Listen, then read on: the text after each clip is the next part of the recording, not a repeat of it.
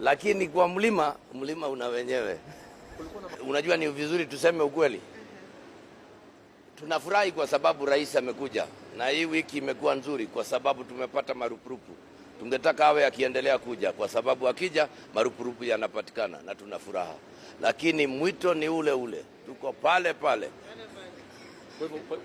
Ni vizuri nikuambie. Kwa hivyo watu wa mlimani hawajaanza kuomba unajua ni vizuri. Mimi nimekuwa, si mimi mwenyewe pia nilimkaribisha Nyeri. Na kwa sababu ni rais na mimi ni gavana na nikampokea.